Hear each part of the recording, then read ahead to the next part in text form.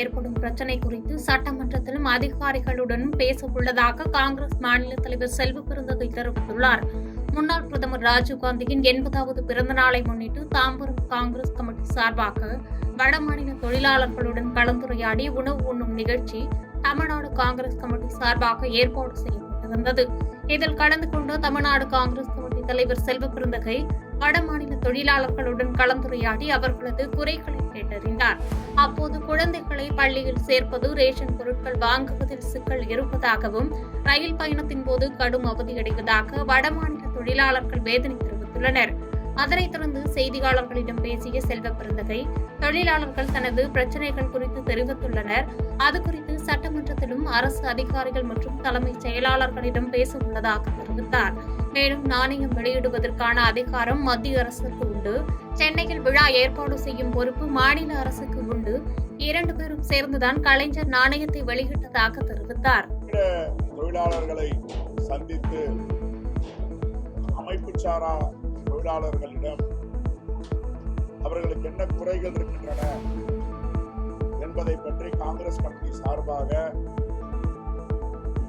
வெளி மாநிலங்களிலிருந்து புலம்பெயர்ந்து வந்திருக்கின்ற தொழிலாளர்களிடமும் தமிழ்நாட்டு அமைப்பு சாரா தொழிலாளர்களிடமும் குறிப்பாக கட்டிட கலை தொழிலாளர்களிடம் என்று குறை கேட்கின்றால் அவர்களுக்கு என்னென்ன பிரச்சனைகள் என்று இருக்கிறது என்பதை கேட்டறிந்திருக்கிறோம்.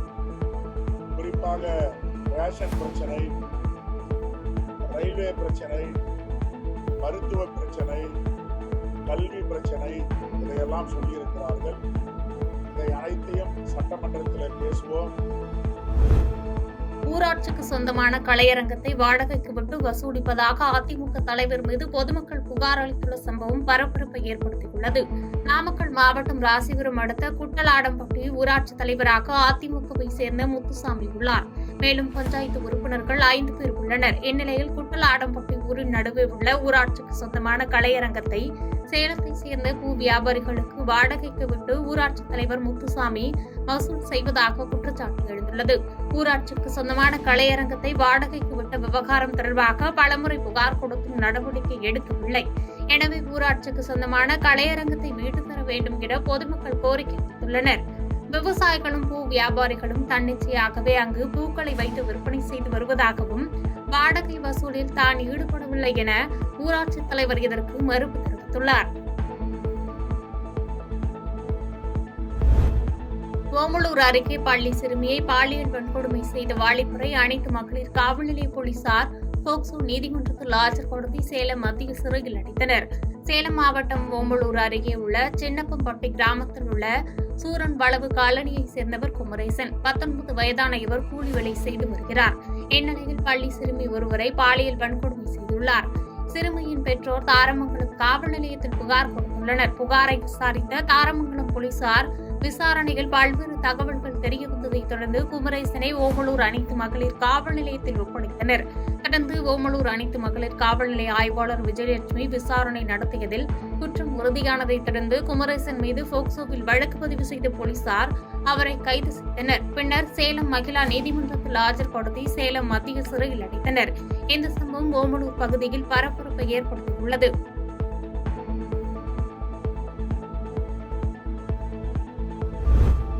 இந்தியாவின் விண்வெளி ஆராய்ச்சியில் புதியதொரு சாதனையாக ஸ்பேஸ் ஜோன் இந்தியா மற்றும் மார்டின் குழுமம் இணைந்து தயாரித்த ஹைபிரிட் ராக்கெட் ரூமி 1 இன்று காலை 7:02 மணிக்கு செங்கல்பட்டு மாவட்டம் திருப்போரூர் அடுத்த திருவிடந்தை கடற்கரை பகுதியில் இருந்து வெற்றிகரமாக விண்ணில் செலுத்தப்பட்டு அந்த செயற்கைக்கோள்களை புதிய வட்டப்பாதையில் நிலைநிறுத்தி மீண்டும் பூமிக்கு திரும்பியது. இந்த நிகழ்ச்சியில் இந்தியாவின் சந்திர மனிதன் என்று அழைக்கப்படும் doctor Mayilsamy Annadurai, Space Zone India நிறுவனத்தின் நிறுவனர் மற்றும் தலைமை செயல் அதிகாரி டாக்டர் ஆனந்த் மேகலிங்கம், அமைச்சர் அன்பரசன் உள்ளிட்ட பலர் பங்கேற்றனர். இந்நிகழ்ச்சியில் தொடர்ந்து பேசிய மயில்சாமி அண்ணாதுரை, ரூமி 1 இந்தியாவின் விண்வெளி ஆய்வு நிகழ்ச்சிகளில் புதிய அளவுகோல்களை அமைத்திருப்பதைக் கண்டு தான் பெருமைப்படுவதாக நெகிழ்ச்சி தெரிவித்தார். உள்ள 7-8 கிலோமீட்டர் உள்ள போயிருக்கணும். அங்கிருந்து 8 கிலோமீட்டர் இருந்து அந்த இடத்துக்கு எடுத்து பத்திரமா எடுத்துட்டு வர போறாங்க. கிட்டத்தட்ட இதே மாதிரி கொஞ்சம் வித்தியாசமாக கொஞ்ச நாள் கழிச்சு இதே மாதிரி நம்ம என்ன பண்ண போறோம்னா யூஏஇல பண்ண போறோம். யூஏஇல போய் அங்க இருக்கக்கூடிய பாலைவனத்தில் அது விழுகும். அதை திருப்பி எடுத்து வந்து மாணவர்களுக்கு சொல்லுவாங்க. அப்போ இன்னைக்கு வந்து யூஏஇலிருந்து மாணவர்கள் வந்திருக்காங்க. பாதகம் செய்பவரை கண்டால் நாம் பயங்கொள்ளலாகாது பாப்பா, மோதி மிதித்து விடு பாப்பா, அவர் முகத்தில் உமிழ்ந்து விடு பாப்பா. அண்மை செய்திகளை உடனுக்குடன் தெரிந்து கொள்ள இணைந்திருங்கள் இயம்நாடு தொலைக்காட்சியுடன்.